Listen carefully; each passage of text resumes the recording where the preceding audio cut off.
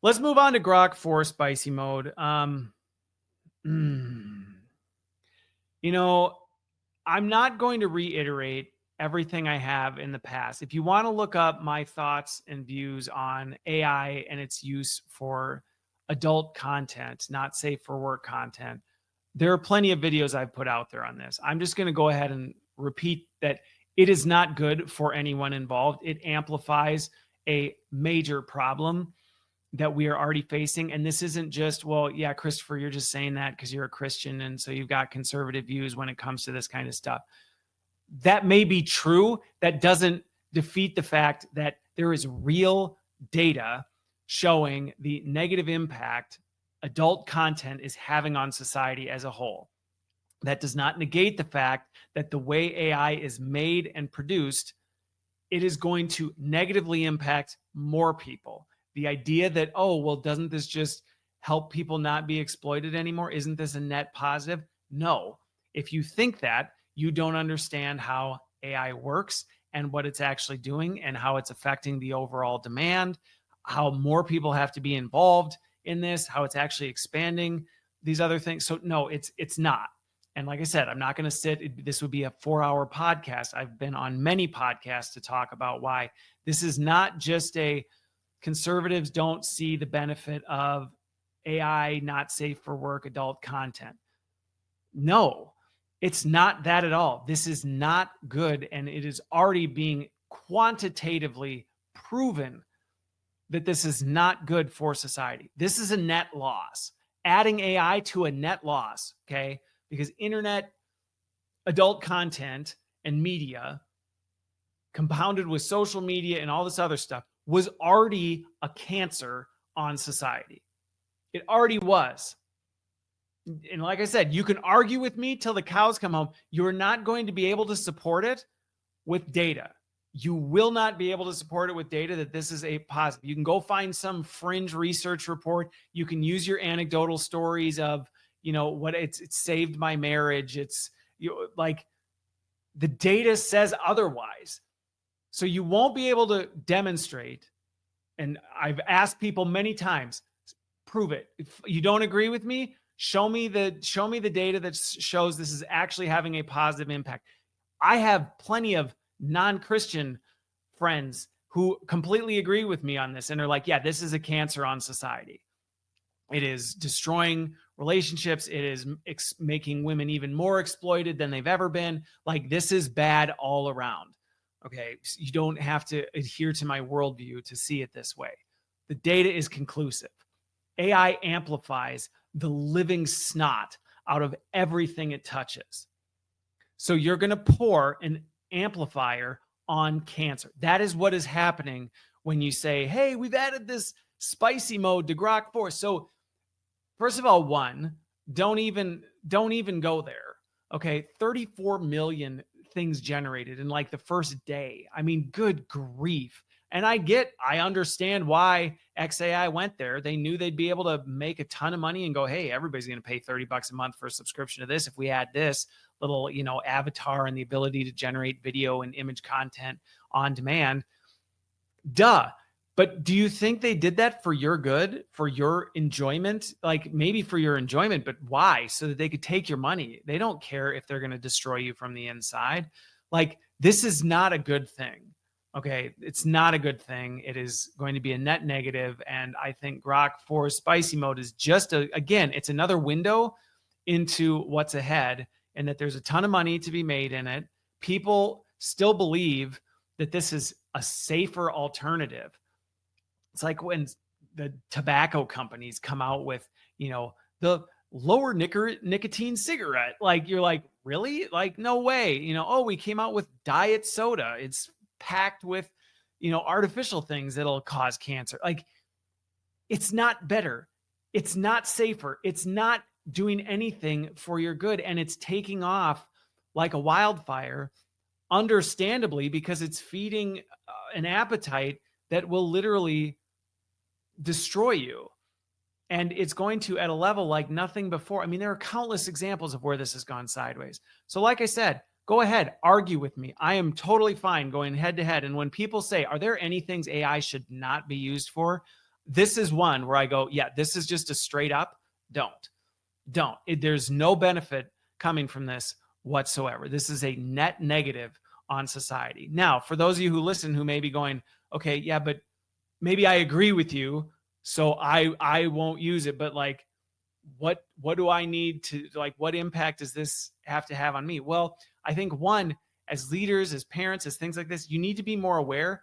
This kind of stuff is going to get started, and it's going to create new channels for people to get access to things that we thought we maybe had a handle on. Not that we did, but as an example, let me give you a practical example. I was talking to a CIO about this the other day, and one of the things that they're concerned about, that they're already having to try and figure out things, is most companies, FYI, if you didn't know this, most companies have pretty good ways of detecting if you're looking at adult content on a work device. Okay, they do. And so they may not be doing anything about it, but they can and they will. And if they, you flag something or you end up on somebody's list, that they'll pull that up, they'll use it, and they can terminate you for it like on the spot. But one of the challenges this is bringing up is, okay, well, we knew how to kind of get after that because we could know the sites, or there were known websites that we could do to actually detect this. But now people are creating it organically from within a AI tool that maybe go right past the firewall. And so a lot of business IT leaders are going, how do we prevent people from creating, consuming, and sharing adult content in the workplace when literally now this capability is built into a safe model that is like available, that, okay, if we block Grok, then we block all access. And how long is that really going to last before people, find a way around? So it's creating new difficulties and channels that people are going to have to watch and try and keep an eye on. But the same is true with like parents and things like that. You might go, oh, hey, look, like my kids, they don't have any inappropriate apps, and I have a whatever VPN on, or some sort of filter on our internet browser. That's not going to matter if you can generate this stuff from a sentence. And believe me when I say you don't have to get very creative to figure out a way to word it in a PC way that's going to get by any sort of filter or screener that, would flag something. And so I'm not happy about this at all, because I know the destructive tendency this is going to have on individuals, on marriages, on society as a whole. This is a net loss. And the fact it's being heralded as this like entertainment, enjoyment breakthrough really angers me. And not because, again, I have some personal moral, high ground that I'm taking. I can't stand the damage it's doing, and people don't even realize it. It's like they've been convinced that sawing off their arm is fine because we gave you this drug that makes your arm numb. So isn't it cool? And everybody's like, hey, cool. Like, look, I just did this experiment where I sawed off my arm. And you're like, what are you doing? Like, this is not for your benefit. Like, this is not helping you with anything. This is holding you back, but you're being convinced it's a good thing for you. And it's not. It's not. And so, like I said, if you've steered clear of it, good for you. Good for you. I would encourage you to don't even, I mean, gosh, the number of posts I saw of like, hey, been experimenting with Grok spicy mode. I'm like, you experimenting, cut it out. Quit labeling what you're doing in a, socially acceptable wrapper. Like, don't do that. So if you're steering clear, good for you.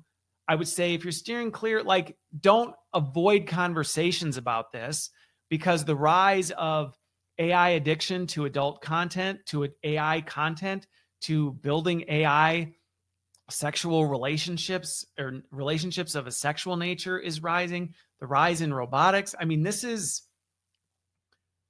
a market that companies are going after because they know there's loads of money, and that you will literally saw off all your limbs and think you're doing a good thing for yourself. And so to them, they just, yeah. So please, if not even just because you go, well, Christopher got really amped up about this, go do some of your own research on the impact of adult content on society. Go look at how this is affecting things, and go learn how AI is actually built, and look at the exploitative practices of training AI models as it is today. You don't need to look up adult content. Just go even look at the exploitative practices of AI models. Also look at, if you're somebody who cares about the planet or whatever, you already know that AI consumes tons of natural resources. Okay. Creating video and image content is actually one of the most resource intensive.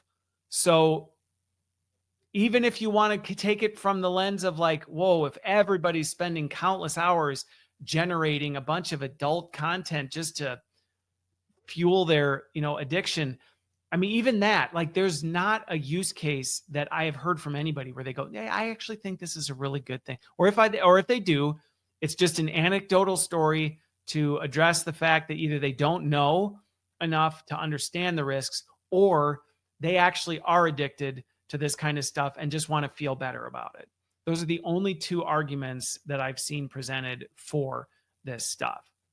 So enough there. Like I said, if you want to hear more detailed arguments, I've done multiple interviews about the risks, the dangers, and how this is not what people think. You can go check those out. I've done them on different podcasts. I have some videos on my own. But yeah, watch out, folks. There are certain things that AI is putting out there that they're traps you don't want to step into. And we don't mitigate the risk by just not talking about it. We mitigate the risk by having open conversation and open dialogue, which is why I'm totally fine with people disagreeing with me. And then let's engage in a respectful dialogue. But I can tell you right now, I have yet to see anything that even remotely quantitatively shows benefit for this. This is only bad news.